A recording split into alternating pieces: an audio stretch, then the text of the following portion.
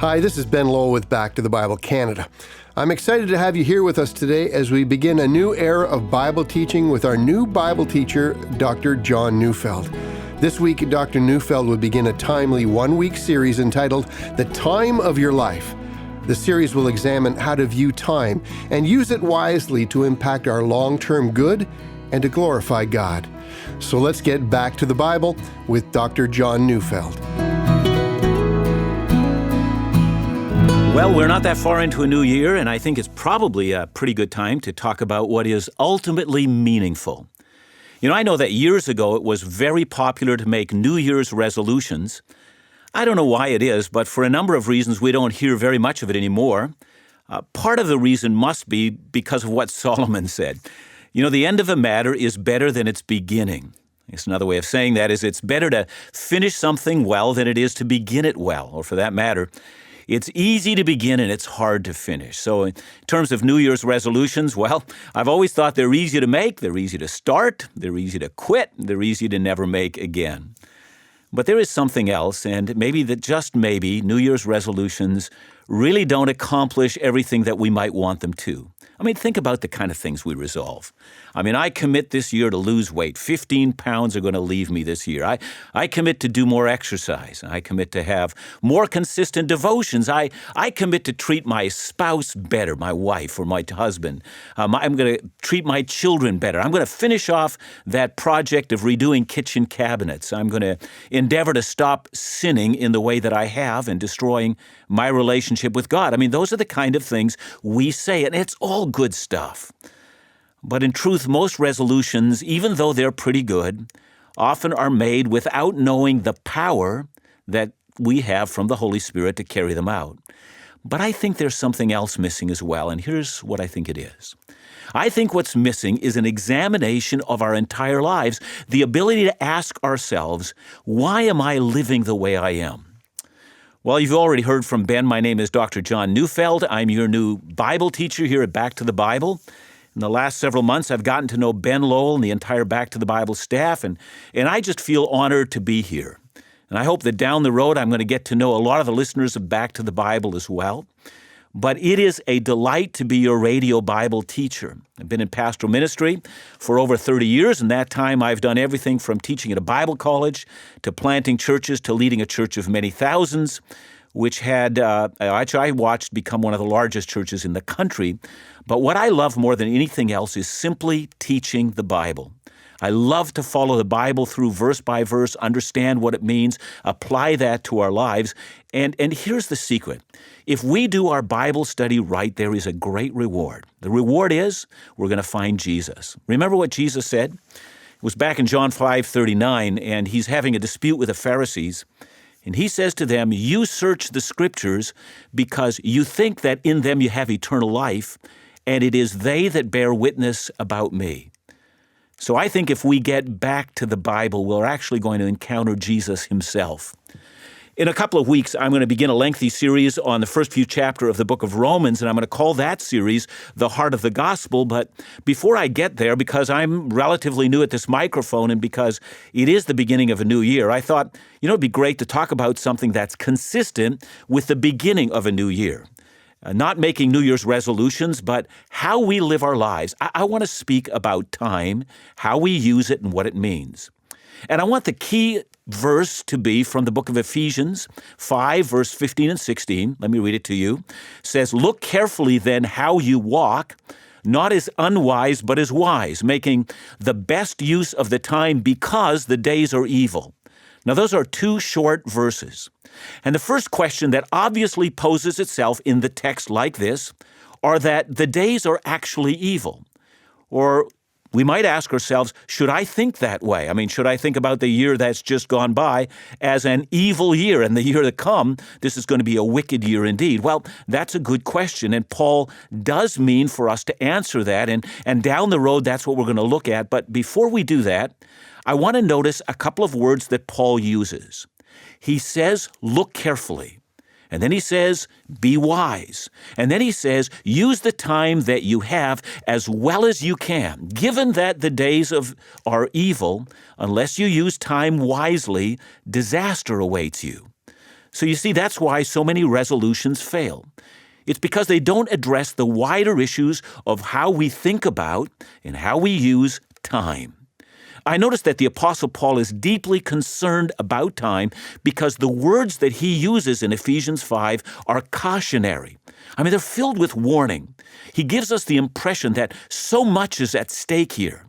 And before I look at what that actually is, I think it might be worth our while to examine the concept of time.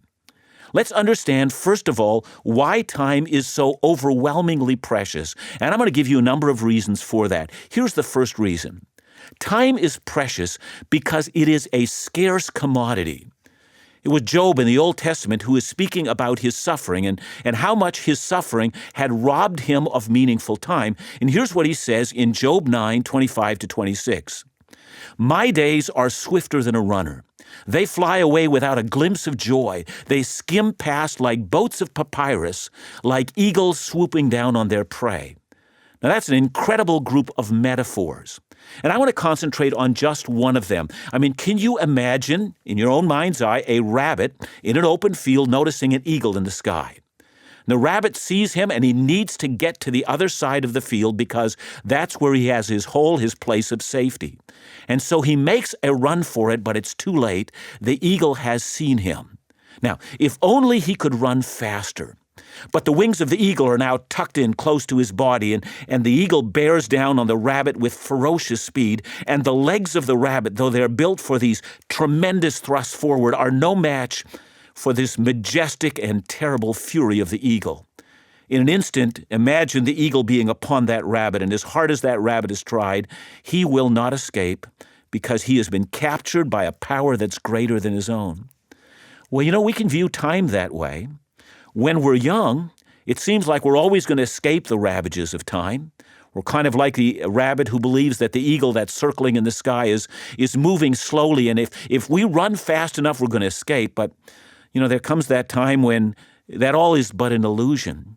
Time has moved more quickly than we expected, and a lot of people feel trapped. I remember having a conversation years ago with my mom, and she was still alive then, and sometimes she complained that time had passed her by so quickly. Now, of course, she's not the only elderly person that's ever said that, but I remember one conversation that I had with her that kind of shocked me. She told me that there were times when she thought about the life that she had lived. She said she'd sit in her house and she'd look at the four walls and the empty rooms where she used to raise her kids, and she'd wonder to herself, is it really true that I actually went through the experience of raising my four kids? She said it often seemed to her like only a fleeting dream, like a vapor. Could all of that experience of bearing the children and changing their diapers and feeding them and toilet training them and wiping away their tears and kneeling at the bedside beside them and teaching them how to pray and then sending them off to school and worrying about them and all the stuff that she did, she said, could it all have passed me by that quickly? How did my youth flee from me like Job's runner in the race? The odd thing about time is that it's so relative. You know, we believe that we can actually measure it according to these digital increments we call seconds. And we know that each second is the exact same duration as any other second, yet, you know, our experience militates against that. I mean, why is it that time seems to move more quickly when we get older? And why do so many of the elderly complain that suddenly their days skip by like Job's boats of papyrus driven on by a ferocious storm? You know, for a while it seems in our lives as if the boats move slowly, and then as if by some misunderstood phenomenon, a wind blows up and the boats move forward with this ever-increasing speed. I mean, logically we say, you know, it just can't be that way. Yet the experience in this matter is so pervasive. Everyone says it. You just can't ignore it. So Job goes on to say these words, and I'm reading from Job 16:22. He says, only a few days will pass before I go on the journey of no return. See, each of us should look into the future and see that death is actually rushing at us like an oncoming train. Soon it will be upon us and we will be no more. And the reason why time is so precious is because it is a scarce commodity. And as you and I know, any commodity that is scarce or limited is considered extremely valuable. And the scarcer it becomes, the more the value of the thing rises. That's why rare cars or rare paintings or rare minerals or rare anything carries with this great price. And that's exactly how the Bible invites us to think about time. Now I'm going to give you a second reason why time is precious. It's not only precious because it's scarce, it's precious because it's uncertain how much time any of us actually has. Let's read from James 4:13-15. Now listen, you who say, today or tomorrow we'll go to this or that city and spend a year there, carry on business and make money. Why, you don't even know what will happen tomorrow. What is your life? You are a mist that appears for a little while and then vanishes. Instead, you ought to say, if it is the Lord's will, we will live and do this or that. We need to make the very best of our time because at the end of the day, it's precious and scarce. Do you value the time you spend? I hope you're enjoying today's message with Dr. John Neufeld. And remember that you can listen to previous messages or order the entire series on CD at backtothebible.ca.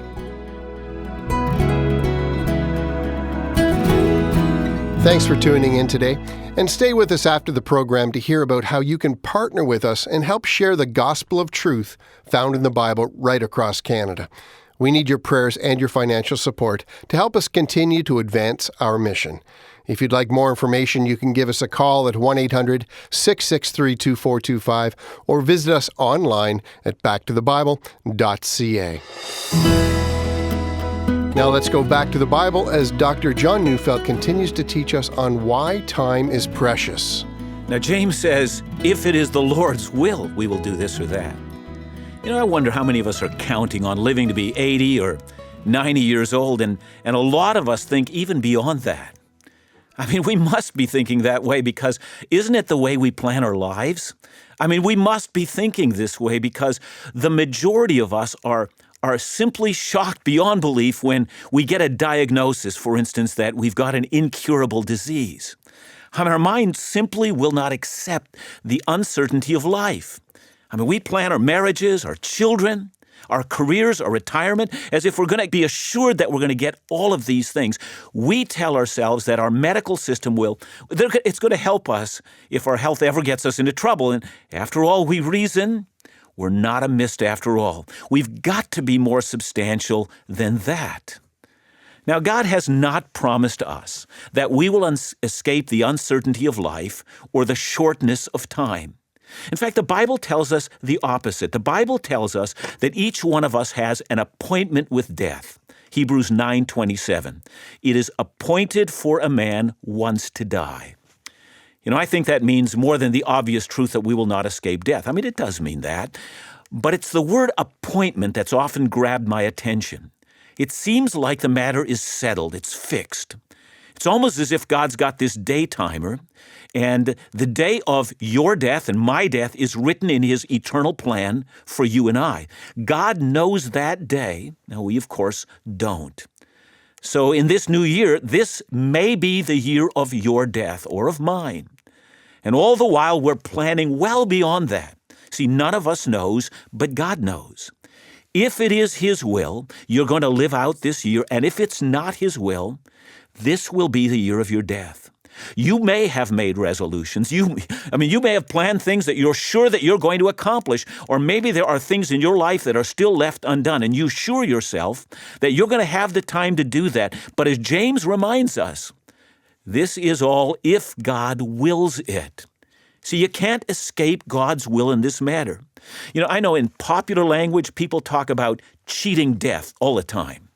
But here's the secret. No one has ever cheated death.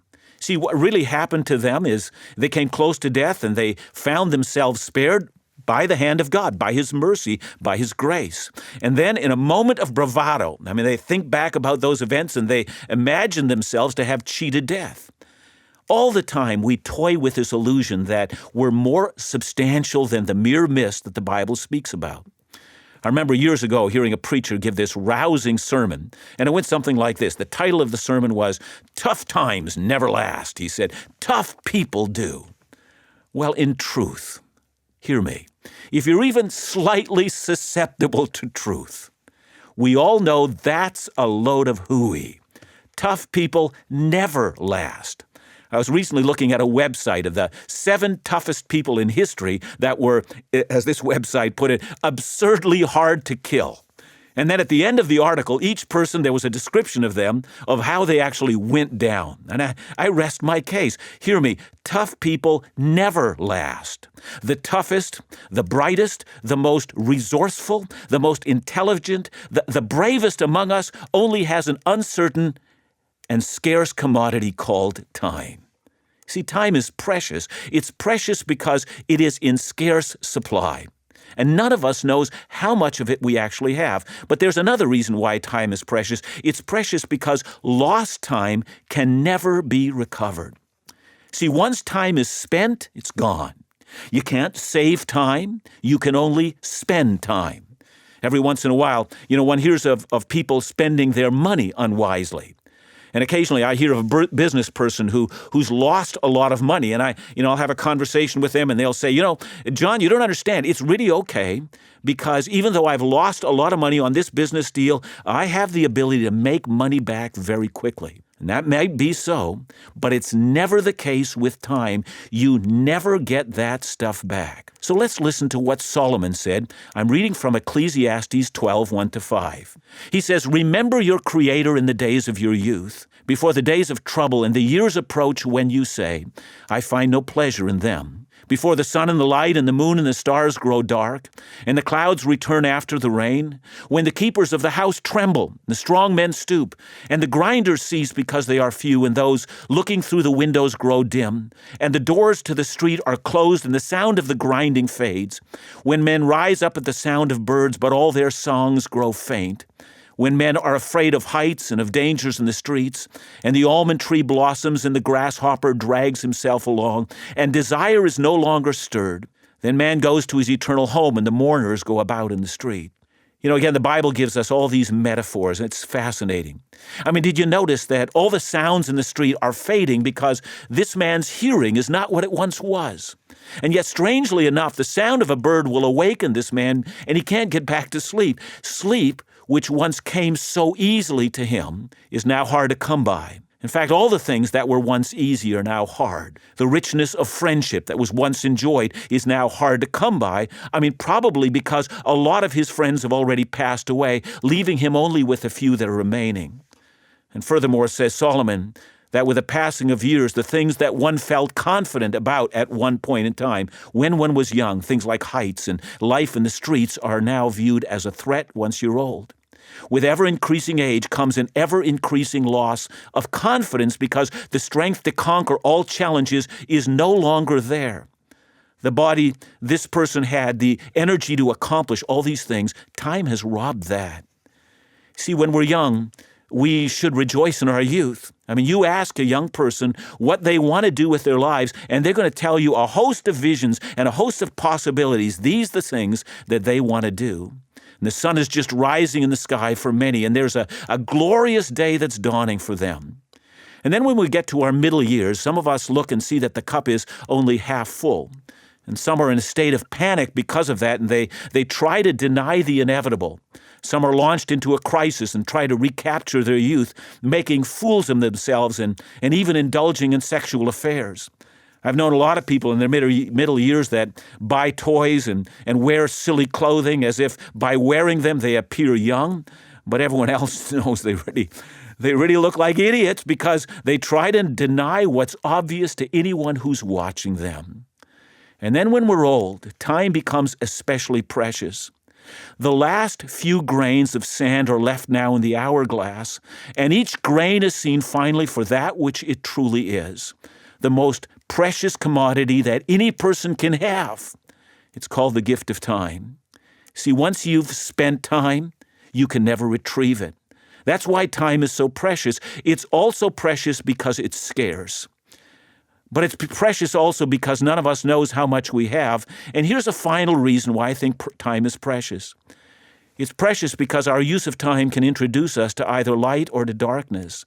And that's the context of Ephesians 5:15-16, where Paul says, "Look carefully then how you walk, not as unwise but as wise, making the best use of the time because the days are evil." And tomorrow we're going to talk about how it is that the days are evil, but notice that they are. In evil days, the use of time becomes ever more important, because if we don't watch the time carefully, the evil days will overwhelm us. I know that speaking this way is hard for some people to hear, and it might be so for you because perhaps you're one of the people that fear death, and this kind of a conversation haunts you. You actually feel far more comfortable making New Year's resolutions than you do thinking about the passing of time and thinking about the amount of time you've already given up and thinking about the time that is yet remaining for you. But I want to say a couple of things that might help you. But let me add these words in Psalm 90, verses 12. Moses says, "Teach us to number our days that we might get a heart of wisdom." And what we're going to talk about is not meant to terrify you. It is meant to impart wisdom, and it's that to which we'll give ourselves this week. John, that's a lot to think about. The whole idea of time, the whole idea of time wasted and regret and those types of things. How do you think we avoid those regrets with time wasted? Well, I think we've all wasted time. There is none of us who can say that I've used and milked the best use of time out of every second that I've had.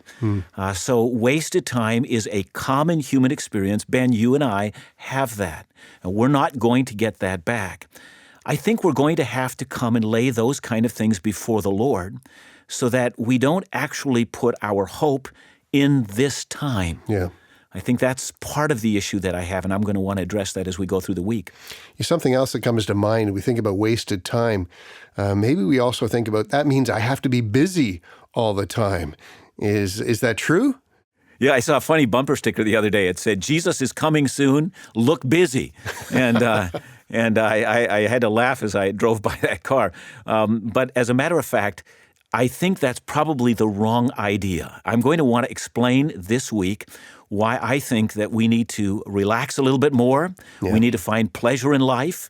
We need to sense God's hand in our lives. We need to recognize God also redeems us. So the things that we have done wrong are not outside of His scope of care for us. Yeah. And I'm sure as life moves on, as we journey through life, there's a lot of people that, like you had mentioned, are really fearful of the whole idea of time passing.